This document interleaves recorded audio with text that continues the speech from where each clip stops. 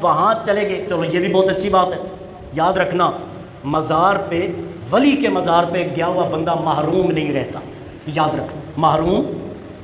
جب حضرت یحییٰ علیہ السلام، حضرت زکریا علیہ السلام جب حضرت مریم کے حجرے میں گئے، واجد عندہا رزقا، انہوں نے دیکھا کہ حضرت مریم جس کمرے میں ہیں عبادت فرما رہی ہیں، یہ قرآن بیان کر رہا ہے، وہاں دیکھا کہ بے موسم پھل پڑے ہوئے ہیں، جن پھلوں کا سیزن نہیں تھا، جن کا سیزن نہیں تھا وہ پھل وہاں ہیں۔ انہوں نے فرمایا اے مریم انا لک ھذا، یہ پھل بے موسم ہے، یہ آپ کے پاس کہاں سے آئے؟ حضرت مریم نے کہا یہ میرے رب کی عطا ہے جس کو دیتا ہے۔ تو اب قرآن بیان فرماتا ہے ہنالک دعا زکریا ربہ، وہاں حضرت مریم کے حجرے میں کھڑے ہو کر حضرت زکریا اللہ سے دعا کرتا ہے کہ یا اللہ مجھے اپنی بارگاہ سے نیک اولاد عطا فرما۔ اور آپ جانتے ہیں بیت المقدس ساتھ تھا، بیت المقدس ساتھ ہے، حرم ساتھ ہے، اور حضرت زکریا دعا حضرت مریم کے حجرے میں کر رہے ہیں۔ معلوم یہ ہوا کہ اللہ کے ولی کی نسبت والی جگہ پہ آپ چلے جائیں نا، دعا کی قبولیت کا چانس زیادہ ہوتا ہے۔ تو اسی لیے ہم جاتے ہیں حضرت پیر شاہ دمنی رحمۃ اللہ علیہ کے مزار پر، لیکن یاد رکھنا مانگنا اللہ سے ہے، یہ نہیں کہ صاحب مزار کچھ دیتا ہے، نہیں، صاحب مزار کے صدقے میں رب سب کچھ دیتا ہے، دینے والا کون ہے؟ اللہ ہے۔ وہ بڑا مشہور واقعہ، میں اپنے موضوع سے ہٹ جاؤں گا، میں نے جو بات عرض کرنی تھی، حضرت مولانا اشرف علی تھانوی صاحب بیٹھے ہوئے تھے، تو ایک بندے نے آ کے سوال کیا کہ جناب یہ کچھ لوگ کہتے ہیں کہ نیک بندوں کے ساتھ ہماری قبر ہو تو فائدہ ہو جائے گا، تو مرنے کے بعد لا تزر وازرۃ وزر اخری، ہر ایک نے اپنے عمل کا جواب دینا ہے، کوئی کسی کو نفع نہیں دے سکتا، تو پھر بزرگوں کے پاس دفن ہونے کا مقصد کیا ہے؟ تو اتفاقاً گرمیوں کا موسم تھا، اور ایک پنکھا مولانا کو جو ہے وہ ایک بندہ پنکھے سے ہوا دے رہا تھا، اس وقت بجلی تو تھی نہیں نا، وہ پنکھا جو لکڑ کا یا کپڑے کا یا جس کا بنا ہوا تھا اس سے وہ ہوا دے رہا، پنکھا جھول رہا تھا۔ تو مولانا اشرف علی تھانوی صاحب کہنے لگے کہ مجھے یہ، اس بندے سے پوچھا، کہا کہ یہ تو پنکھا کس سے جھول رہا ہے؟ تو اس نے کہا کہ جناب آپ کو پنکھا آپ کو جھول رہا ہوں تاکہ آپ کو گرمی نہ لگے، ہوا لگے۔ تو فرمانے لگے اچھا، دائیں بائیں والوں سے پوچھا اور کہا کیا آپ کو بھی ہوا کا جھونکا آتا ہے؟ پنکھا تو مجھے جھولا جا رہا ہے، کیا آپ کو بھی ہوا لگتی ہے؟ تو وہ کہنے لگے جناب ہمیں بھی ہوا لگ رہی ہے۔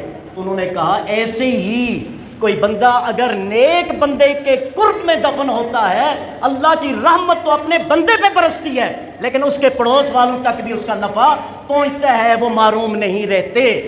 یہ ہے اللہ کے ولی کی قبر کی برکت کہ وہاں جانے والا بھی کیا محروم نہیں رہتا، لیکن وہاں جا کے اگر ماتھے ٹیکنا شروع کر دو، اگر سجدے کرنا شروع کر دو، اگر طواف کرنا شروع کر دو، اگر غیر شرعی حرکات شروع کر دو، تو یہ سارے حرام ہیں، یاد رکھنا یہ حرام کام۔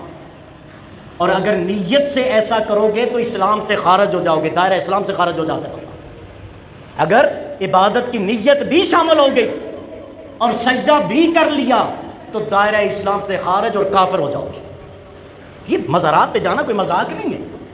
آپ اگر اپنے والد کے گھر جاؤ تو ایک پروٹوکول ہے، ایک منسٹر کے گھر جاؤ تو ایک پروٹوکول ہے، ڈی سی کی آفس جاؤ تو ایک پروٹوکول ہے، اللہ کے ولی کے جو ہے مزار پہ جاؤ تو کوئی پروٹوکول نہیں ہے۔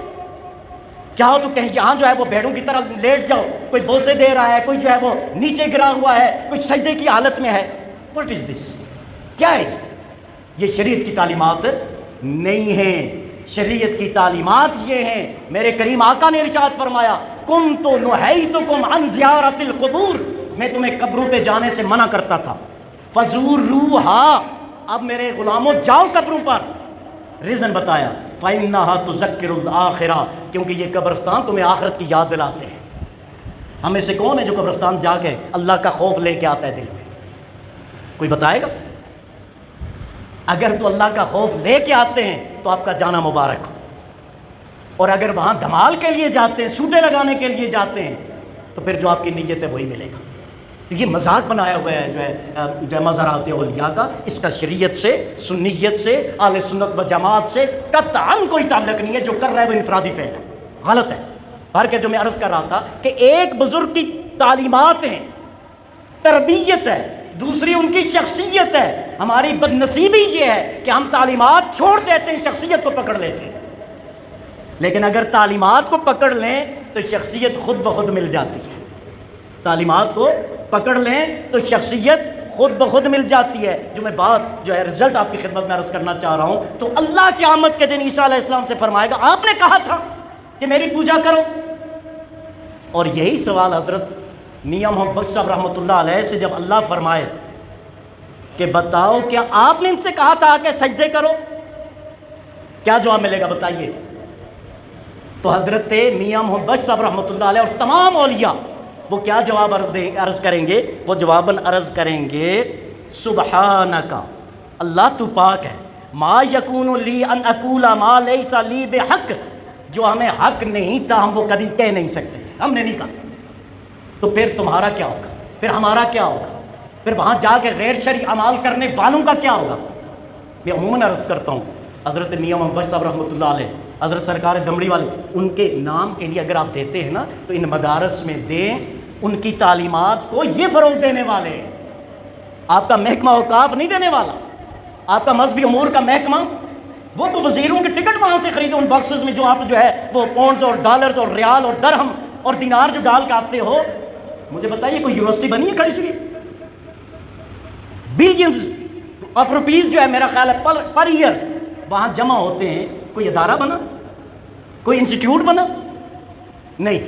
اللہ کے بندوں کبھی آپ نے پوچھا کہ ہمارا پیسہ جا کہاں رہا ہے؟ ہمارا یہ ادارہ جو ہے وہ 10-15 سال ہوئے ہیں، 10 دفعہ مجھے جو ہے چند دوستوں نے پکڑ کے کھڑا کر لیا تھا، بتاؤ یہ پیسے کہاں سے آئے، کدھر لگے؟ وہ تو آپ نے پوچھا، آپ کا رائٹ، اچھی بات ہے، لیکن ذرا وہاں بھی پوچھو نا۔ اگر آپ مہینے کے 4-6 لاکھ کا حساب لے سکتے ہو تو پھر مہینے کے 10-15 کروڑوں کا حساب بھی تو مانگو نا اللہ کے بندو۔ کیا ہو گیا ہے؟ تو میں یہ عرض کرنا چاہتا ہوں، سب سے بہترین بزرگوں کی تعلیمات کو ترویج دینے والے آپ کے ادارے ہیں۔ ہاں، جہاں آپ پیسہ دیتے ہیں، یہ میں جذباتاً نہیں کہہ رہا ہوں، حقیقتاً عرض کر رہا ہوں، جہاں آپ پیسہ دیتے ہیں آپ کا رائٹ ہے اس محتمم سے، اس پرنسپل سے، اس ناظم سے، اس ادارے کے بانی سے اپنے ایک ایک دھیلے کا حساب لو، یہ آپ کا رائٹ ہے۔ آپ پوچھو کہ میں نے پیسے دیے تھے کہاں لگے، کہیں آپ نے اپنی ذات پہ تو خرچ نہیں کیے، یہ آپ کا رائٹ ہے۔ لیکن آپ کا فرض یہ بھی ہے کہ آپ ان اداروں کو سپورٹ بھی کریں جہاں دین کی خدمت کی جاتی ہے، اور دیکھیں چیک اینڈ بیلنس بہت ضروری ہے۔ آپ جن دوستوں نے مجھ سے پوچھا میں ان کا شکر گزار ہوں، یہ پوچھنا بہت لازمی ہے۔ انسان ہے نا، جب انسان کو آپ چھوڑ دو نا تو وہ کچھ بھی کرتا ہے، وہ سمجھتا ہے میں عقل کل ہوں، میں جو چاہوں کر سکتا ہوں۔ لیکن اگر 2-4 سال بعد 2-4 دوست آ کے اس سے پوچھیں کہ جناب بتائیے یہ پیسے کہاں سے آئے، کہاں لگے، کدھر گئے، تو کم از کم اگلے 4-5 سال کے لیے اس کی بیٹری چارج رہتی ہے، وہ سمجھتا ہے کہ مجھے پوچھنے والا کوئی ہے۔ لیکن اگر آپ نے کھلا چھوڑ دیا وہ کھلے ہاتھی کی طرح جو مرضی کرے۔ اور حقیقت ہمارے اداروں کی تنزلی کا ایک سبب یہ بھی ہے کہ ہم محتمم حضرات کو پیسے تو دیتے ہیں، مڑ کے پوچھتے نہیں ہیں کہ پیسہ کہاں خرچ ہے۔ یہ ہمارا فرض ہے، آپ کا فرض ہے، آپ پوچھیں، لیکن ان کے پھر دست و بازو بھی بنے کہ آگے اگر کچھ اچھا کام کرنا چاہتے ہیں تو ہم ساتھ مل کے اس کام کو پایہ تکمیل تک پہنچائیں۔ جس طرح ہماری مسجد شریف 1.5 سال ہونے کو اسٹے لے کر ریاض عالم صاحب اور غلام رسول عوامی صاحب بلا وجہ بند کر کے بیٹھی ہوئی، تو ہم سب کا بنتا ہے اگر یہ صحیح کام ہے تو آپ ساتھ آئیں، اس کو حل کریں۔ اگر آپ سمجھتے ہیں کہ یہ کسی کی ذاتی رہائش ہے یا بزنس کے لیے یہ تعمیر ہو رہی ہے، اسے مل کر ڈیمارش کریں، لیکن کچھ تو کریں نا، صحیح یا غلط میں سے کسی ایک کو جو ہے وہ اختیار کرنا پڑے گا، کیونکہ جب تک ہم کلیئرلی نہیں جائیں گے، آگے نہیں بڑھیں گے، اس وقت تک جو ہے ہم کسی پاسے لگ نہیں سکتے۔ ہمیں غلط کو غلط اور صحیح کو صحیح کہنا ہوگا۔ تو بھر کے میں دوبارہ ترجمہ عرض کر دوں، آپ کا ٹائم میں نے زیادہ لے لیا، معذرت، چونکہ پاؤں میں بھی درد تھا، تو عموماً یہ ہوتا ہے کہ جب درد یا طبیعت خراب ہو تو تقریر زیادہ ہو جاتی ہے، مائنڈ نہیں کرنا۔ بھر کے جو میں عرض کر رہا تھا، اللہ نے ارشاد فرمایا قیامت کے دن حضرت عیسیٰ علیہ السلام سے فرمایا جائے گا کیا آپ نے لوگوں سے کہا تھا کہ میری عبادت کرو؟ کیا میاں محمد بخش صاحب رحمۃ اللہ علیہ نے کہا تھا کہ میرے مزار کے احاطے میں چرس اور بھانگ کی محفلیں سجاؤ؟ تو آپ کہو گے قطعاً نہیں، وہ تو اللہ کے ولی ہیں۔ تو جب ان کی تعلیمات یہ نہیں ہے تو ان کے نام پہ وہاں یہ بدتمیزی کرنا کیا یہ جائز ہے؟ نہیں ہے، ہمیں بچنا چاہیے۔ وہ عرض کریں گے یا اللہ تو پاک ہے، میں نے ایسا کچھ نہیں کہا تھا، اور میرے رب تو جانتا ہے میں نے کیا کہا، میں نے کیا اسٹرگل کی، میں نے کیا کوشش کی، میرے رب تو جانتا ہے۔ ہاں تیرے علم کو میں نہیں پہنچ سکتا، تیرا علم لامحدود ہے۔ انک انت علام الغیوب، یا اللہ تو سارے غیب جانتا ہے۔ اللہ تعالیٰ سے دعا ہے ہم سب پر اپنا فضل اور کرم فرمائے۔